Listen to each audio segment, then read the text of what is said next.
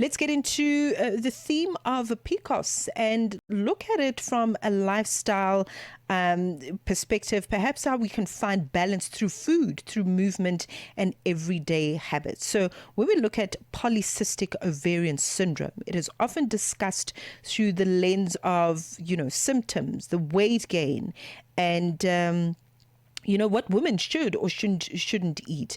But managing PCOS is far more nuanced than just following a restrictive list of good and bad things to eat.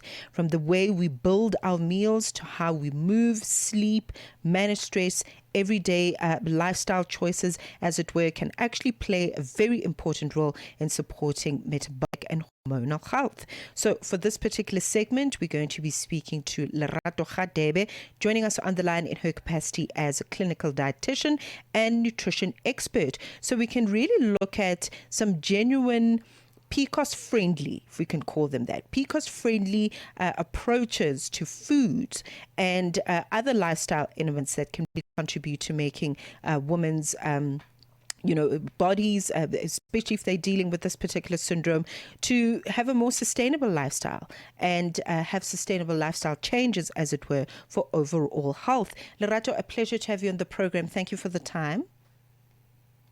Thank you. Thank you for having me. Thank you. This is a very important conversation that we're not having often enough. But when we talk, or when it comes rather to PCOS, what is a genuinely PCOS-friendly approach to food actually look like, or what should it look like? So, where I usually like to start conversations like this is to explain to people what is happening in your body when you have PCOS. Right. And so, when you have a genuine understanding of what is actually happening in your body, you're then better able to understand why you need to change what you need to change and why you need to manage what you need to manage. So, in a nutshell, what happens with PCOS is that it is actually a factor of insulin resistance. And the biggest nutritional component of PCOS is insulin resistance. And insulin resistance, you must remember, is almost like the beginning of the spectrum that can and sometimes does lead to diabetes if uncontrolled and unmanaged. So, what happens in PCOS is that in insulin resistance, so when your body has excess glucose in the body from the glucose that you've eaten, but also our body generates its own glucose sometimes as well, in order to be our energy source in everything that we do. So what happens is when you've got this excessive glucose in your body then responds by increasing the amount of insulin, which manages and brings down that glucose. But for some reasons, it can be genetics and a lot of other factors as well. Some people, the insulin that is, or weight and excessive weight. So some people, that insulin that is being released is now no longer enough. And your body then has to produce more and more insulin to get the same effect in terms of reducing your blood glucose.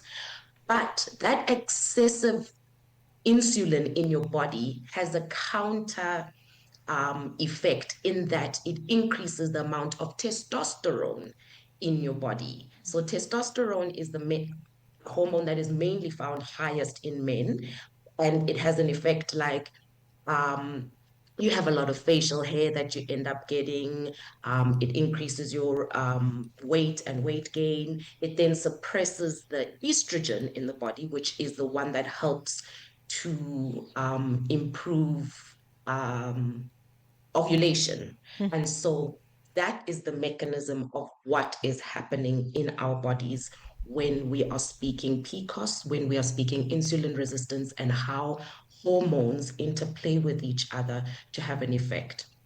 So, what we need to do in terms of nutrition is we have to find ways to try and reduce the insulin, how much insulin your body is secreting, how much more effective the insulin is, and then managing how much glucose is in your body at a specific point in time so that you don't overwork your insulins. And that's the basic premise in terms of nutrition and what we're doing in nutritional management.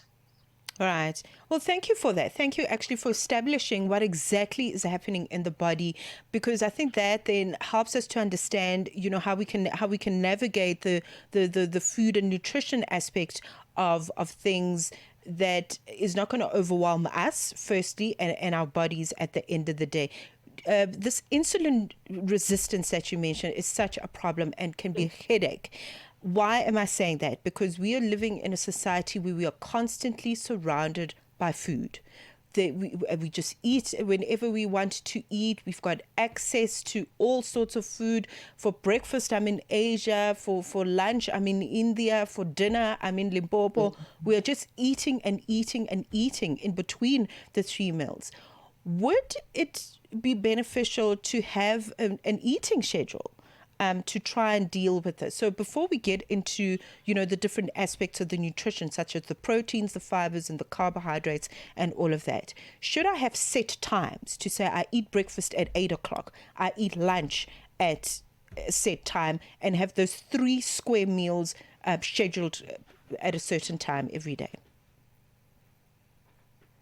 So, yeah, this is where nutrition gets a little bit more complex in that people's bodies don't all respond to certain foods or how we eat the same way. Mm-hmm. So, I always say, I'm going to give you what is the general healthy advice for a healthy adult.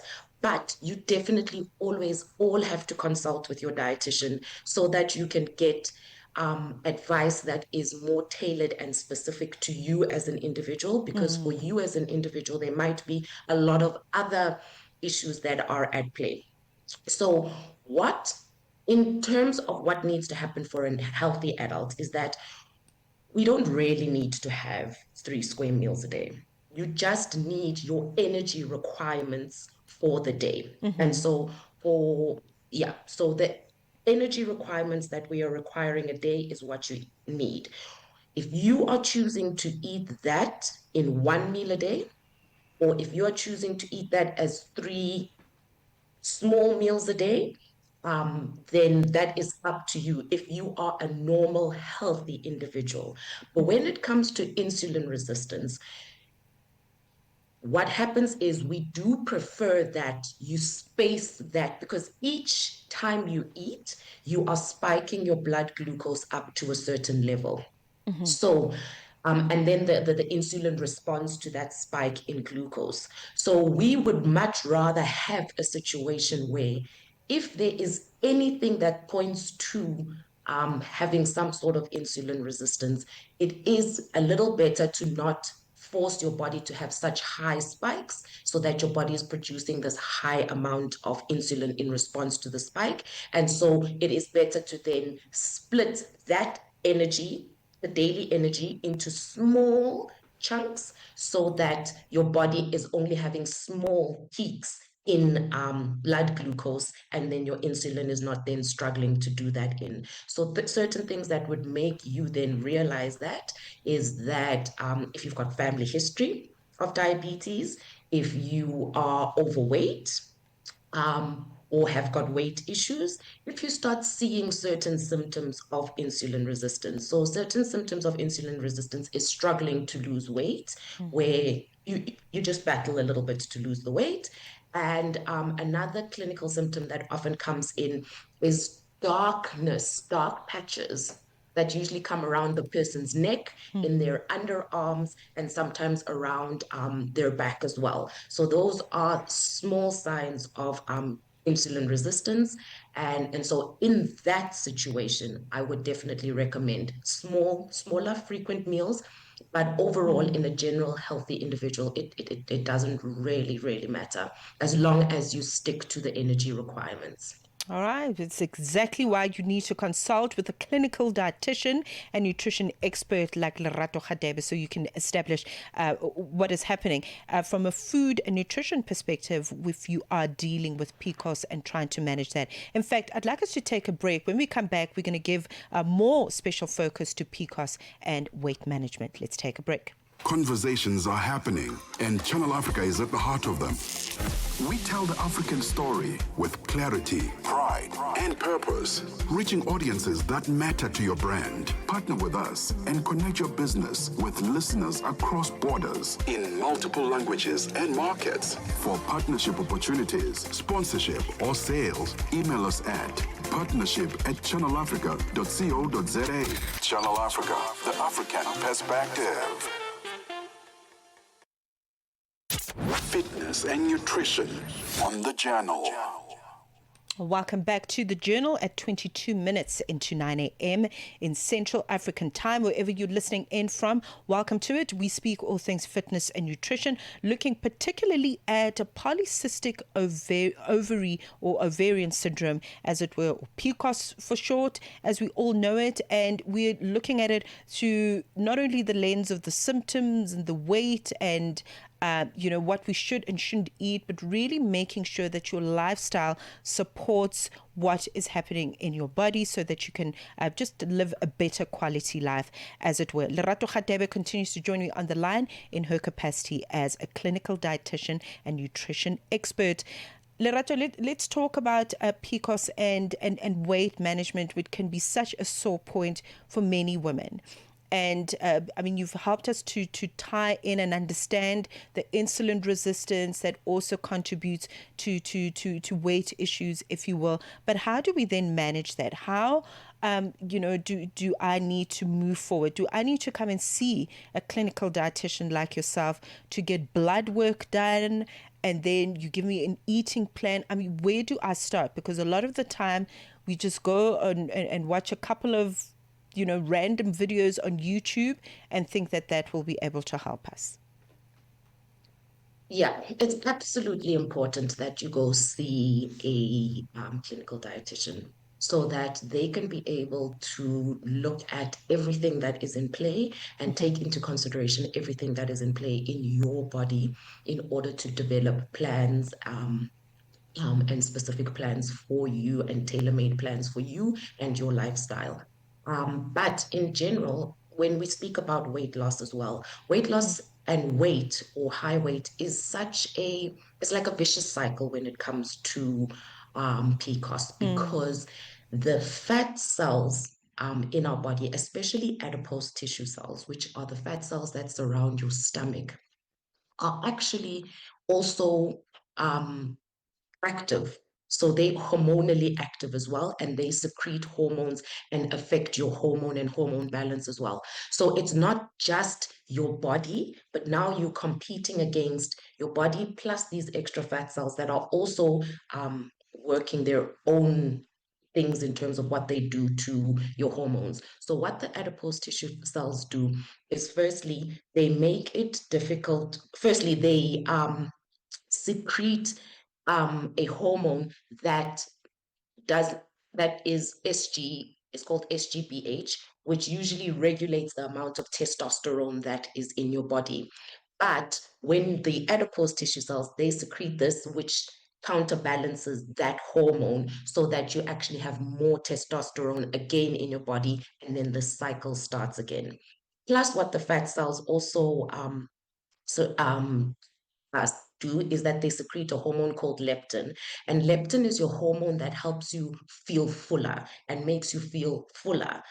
But the more the fat cells you get, the more resistant your body becomes to leptin. So you actually then counterbalance your ability to be full and get full quick enough. And that's why you end up eating a whole lot more as well. And then also the other thing as well is that those fat cells are also pro-inflammatory, and the pro-inflammatory responses as well also triggers this responses that you are having to PCOS as well. So it is essential to manage your weight and try get your weight down to even try begin to manage PCOS.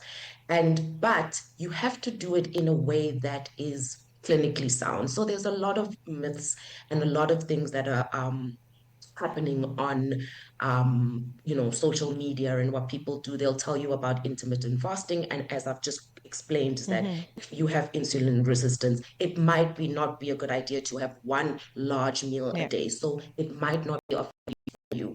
They'll tell you to have ketogenic diets where you're cutting out all the carbs and the starches in your diet. You need a certain amount of starches because in your body, you just need to focus more on the glycemic index, which is how quickly the glucose is released from the carbohydrates that you eat, not necessarily cutting out all of your carbohydrates in your diets. One thing that is absolutely essential is processed foods. So there's a lot of studies that are showing and demonstrating the effect of processed foods in our diet. So if there's ever anything that I tell people you should cut out of your diet is processed food, which for me is any food that does not exist in nature the way it was naturally there. If it had to be chemically formulated some way or manipulated in some way, that is basically processed foods. And those are the only things that we should be cutting out of a diet. Our naturally occurring foods, fruits, vegetables, grains, meats that exist in nature, we are able to then include those, but in controlled and moderated amounts and ways. Right, 100%. It's not safe. It's not a good idea, especially if you're dealing with PCOS, for you to remove any food group without consulting an expert and a professional. Food and nutrition is one aspect of making sure that we improve the quality of our lives if we're dealing with PCOS. But there are other aspects, such as the reduction of stress and sleeping well. I mean, let's talk about those as part of treatment. Yeah, I sometimes always feel like a broken record because it is actually insane how all lifestyle issues like sleep, exercise, impact people's health and nutrition overall. It just manifests in different ways with different peoples, but most of the time the underlying issues is that. So the first one that I'll deal with is exercise. Exercise is absolutely important in PCOS because what it does is that it helps your body use up that excess glucose in your body so that the insulin does not have to manage and deal with the PCOS. When it comes to your sleep and sleep patterns, we must understand that our bodies repair themselves during sleep. So, sleep is absolutely critical and important. Anything that was malfunctioning or not going right in your body, those things are only repaired in our sleep. Your body is not able and capable of repairing it. Remember, even as a child, we were saying children grow in their sleep. So most of the things that need to happen and repair happen in our sleep, which is critical. Plus, sleep also helps in terms of stress and stress management, which is the cortisol that's released in our body. It helps to also reduce that.